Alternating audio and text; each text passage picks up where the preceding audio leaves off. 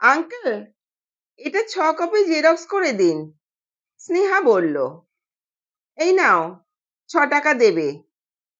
Uncle, এই যে 6 টাকা কেটে ব্যালেন্সটা দিন। ওরে বাবা, 100 টাকার নোট, খুচরো হবে না? তুমি খুচরো দাও। স্নেহা বলল, আমার কাছে খুচরো নেই তো। ঘটনাটা পাশ থেকে খেয়াল করছিল আকাশ। বলল, যদি কিছু মনে না করো, আমারও কিছু জেরক্স করার আছে। আমি একসঙ্গে তোমার পেমেন্টটা করে দিই, তুমি আমাকে দিয়ে দিও। আমি ফাইনাল ইয়ার সায়েন্স, কাল এই সময় ক্যান্টিনে থাকবো। স্নেহা শুনে বলল, ঠিক আছে। আমি ফার্স্ট ইয়ার আর্টস, আমার ক্লাস শুরু হয়ে যাবে। আমি যাই, কালকে ক্যান্টিনে দেখা হবে।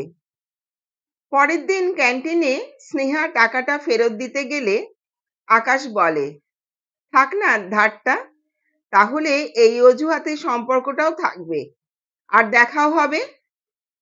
স্নেহা বলল, থাক তাহলে। তারপর থেকে ওরা দুজনে ভীষণ ভালো বন্ধু হয়ে ওঠে। বন্ধুত্ব প্রেমে পরিণত হয়। কিছুদিনের মধ্যেই আকাশের কলেজের পড়া শেষ হয়ে যায়, কিন্তু কলেজে আসা বন্ধ হয় না। রোজ স্নেহার কলেজ ছুটির পরে দুজনেই একসঙ্গে হাঁটতে হাঁটতে স্নেহার বাড়ির কাছ অব্দি যায়।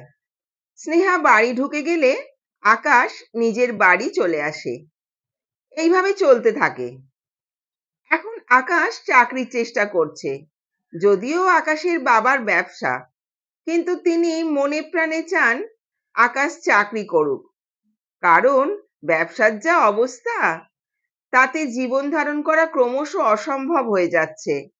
তার থেকে চাকরি করলে মাস শেষে বেতনটা নিশ্চিত পাওয়া যাবে, আর সেই মতো হিসেব করে সংসার চালাতে হবে। আকাশ চিরকালই বাবা মায়ের ভীষণ বাধ্য। তাদের চিন্তার বাইরে গিয়ে সে নিজে কিছু সিদ্ধান্ত নেবে এমন ভাবতেই পারে না। তাই স্নেহার সঙ্গে সম্পর্ক গড়ে উঠেছে বটে, তবে সেটা বাবা মা যদি না মেনে নেয় তাহলে কি হবে, এই চিন্তা সব সময় থাকতো।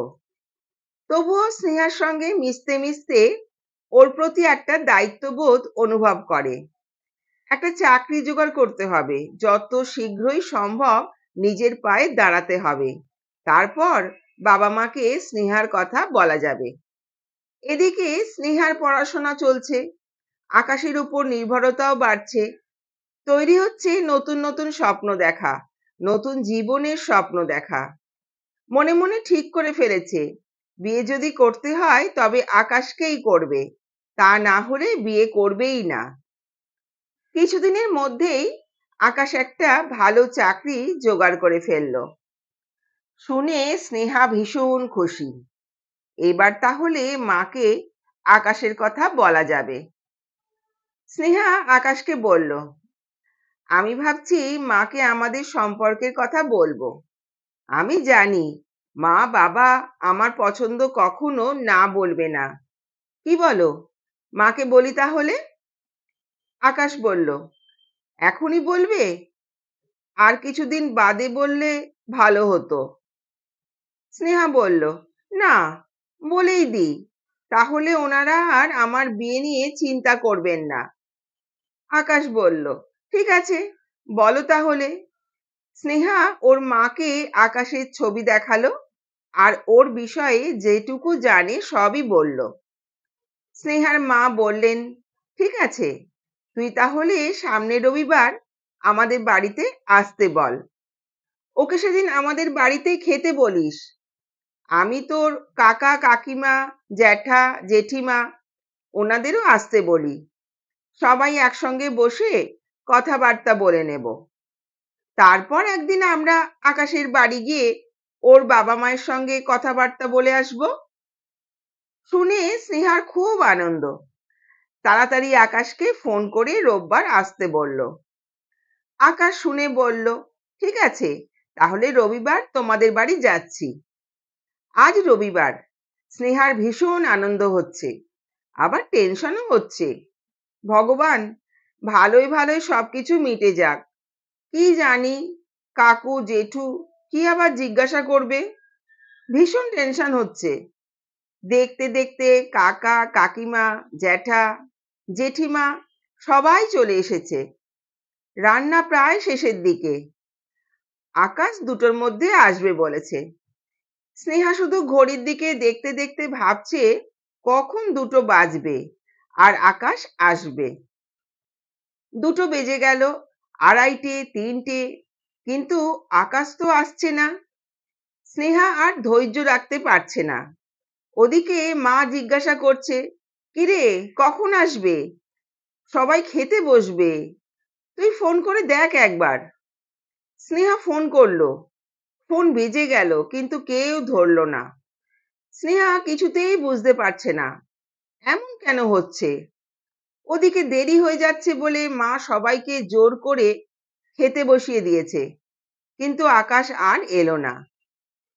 স্নেহার মান সম্মান বাঁচানোর জন্য মাকে বলল, মা, আকাশ ফোন করেছিল, ওর এক মামা খুব অসুস্থ হয়ে পড়েছে, তাই আজ আসতে পারলো না। আসলে মামা খুবই অসুস্থ, হাসপাতালে ভর্তি হয়েছে। ও বলল অন্য একদিন আসবে। শুনি কাকিমা বললেন, হ্যাঁ, সেই তো, এই রকম দুর্ঘটনা ঘটলে কি করে আসবে? খুব দায়িত্বশীল ছেলে। ঠিক আছে, উনি সুস্থ হয়ে উঠলে আর একদিন আসা যাবে। সবাই চলে গেল। স্নেহা দরজা বন্ধ করে ভীষণ কাঁদতে লাগলো আর বারবার ফোন করতে লাগলো। কেন একবার আকাশ ফোনটা ধরছে না? ও কেন আমার সাথে এরকম করলো? কোনো প্রশ্নের উত্তর স্নেহা পাচ্ছে না। এখন স্নেহা কলেজে গেলেও আকাশ আর আসে না।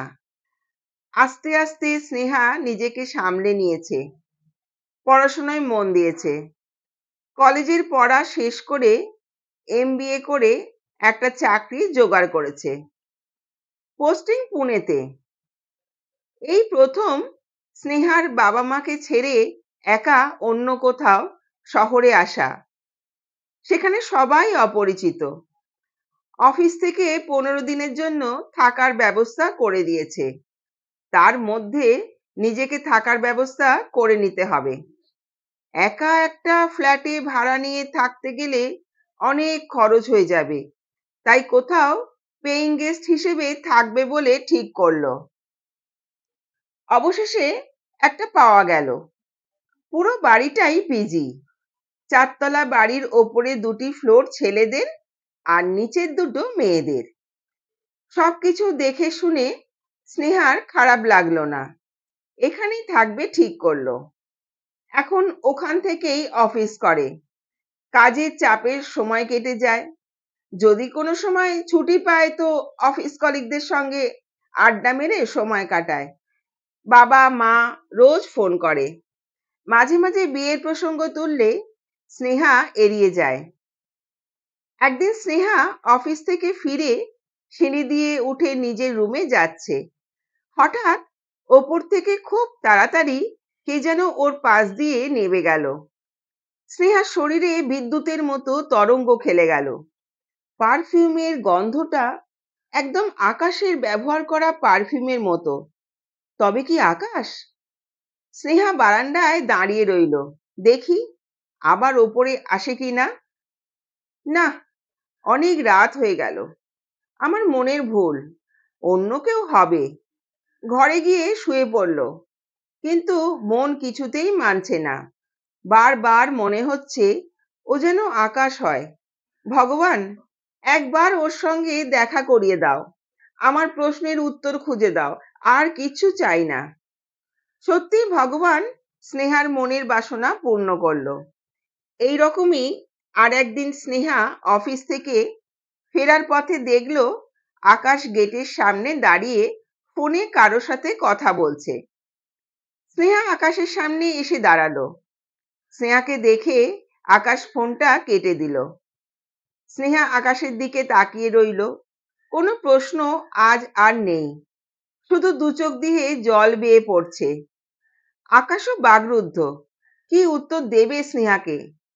আজ সে অনেক প্রশ্নের মুখোমুখি, উত্তর তো দিতেই হবে। স্নেহা বলল, কেন এলে না আকাশ সেদিন? আমার স্বপ্ন ভেঙে চুরমার করে দিলে কেন? আমি কোথায় ভুল করেছিলাম? সেদিন কে তোমার কাছে আমার থেকেও দামি হয়ে গিয়েছিল যে তুমি আমাকে উপেক্ষা করলে? আকাশ বলল, পরিস্থিতি। স্নেহা, পরিস্থিতির কাছে আমার ভালোবাসা হার মেনে গেছে। রবিবার তোমার বাড়িতে আমার যাবার কথা ছিল। ঠিক তার দুদিন আগে বৃহস্পতিবার সম্পর্কে আমার মামাতো বোন হয়। সেই মামা খুব অসুস্থ হয়ে পড়ে। আমি, বাবা, মা সেখানে যাই।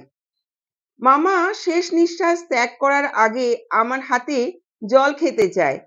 আমি জল দিতে গেলে মামা আমার হাত চেপে ধরে বলে, বাবা, আমায় কথা দাও, তুমি আমার মেয়ে মিনুর সমস্ত দায়িত্ব আজ থেকে নেবে। তুমি ওকে বিয়ে করবে। তুমি কথা না দিলে আমি মরেও শান্তি পাবো না। এক মৃত্যু পথযাত্রী বাবাকে কন্যাদায় মুক্ত করো বাবা। ভগবান তোমার অনেক মঙ্গল করবেন। সেখানে বাবা, মা আর বাকিরা যারা ছিলেন সবাই আমাকে মিনুকে মেনে নিয়ে বিয়ে করতে বাধ্য করলো। আমি আর কিছুই বলতে পারলাম না। তোমার সঙ্গে যোগাযোগ করে এই কথাগুলো বলার মতো সাহস জোগাড় করতেও পারিনি সেদিন। আমার কোনো উপায় ছিল না স্নেহা। বিশ্বাস করো। কথাগুলো শুনে স্নেহা কোনো উত্তর না দিয়ে নিজের রুমে চলে গেল।